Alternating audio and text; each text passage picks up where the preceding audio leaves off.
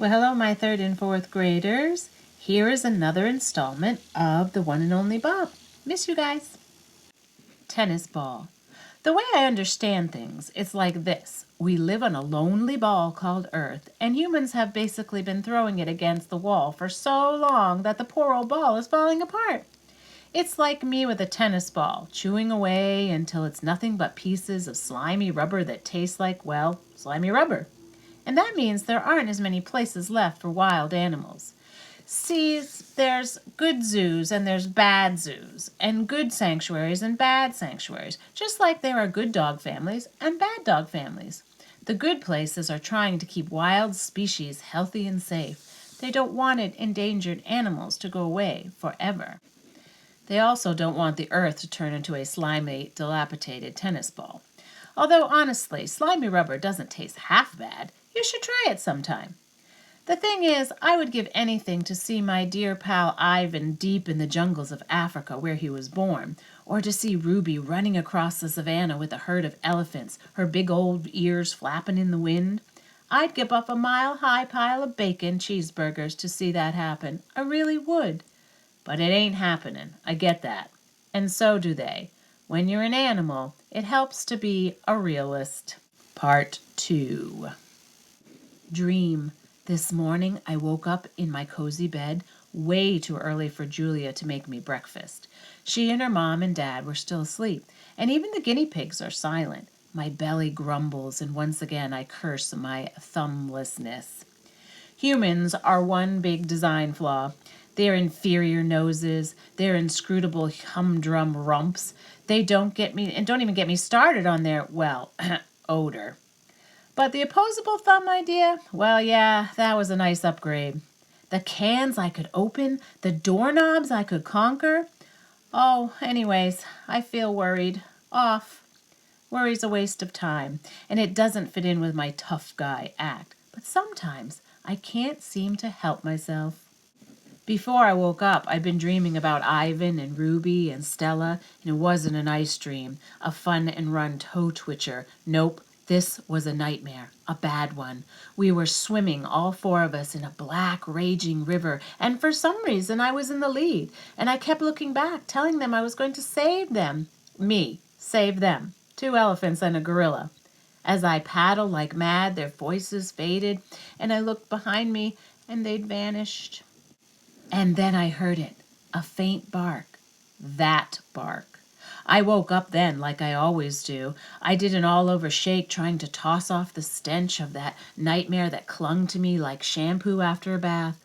I told myself to chill, to get a grip, to stop worrying about nothing.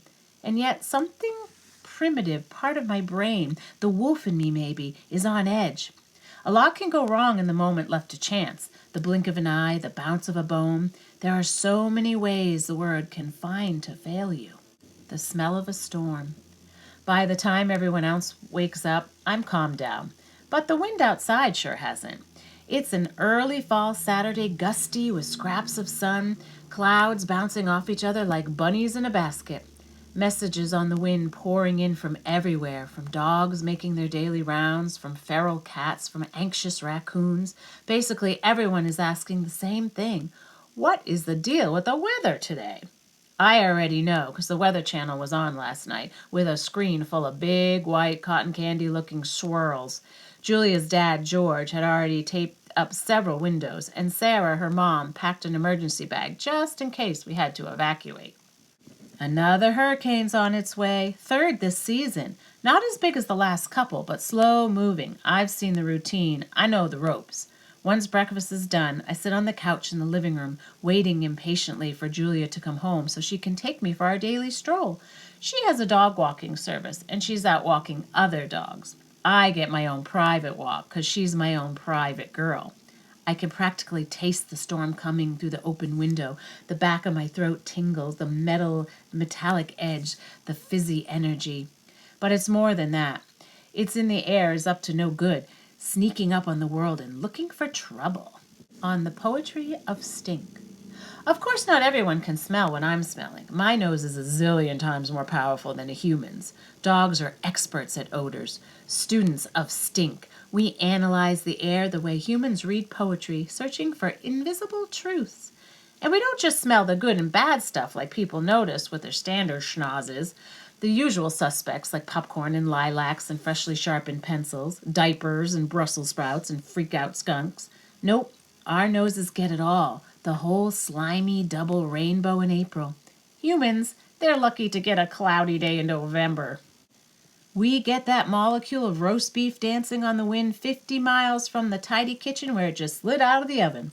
We get the cherry lollipop under the back seat of a Honda 16 cars up on the highway at rush hour. We get things humans can't even dream of getting.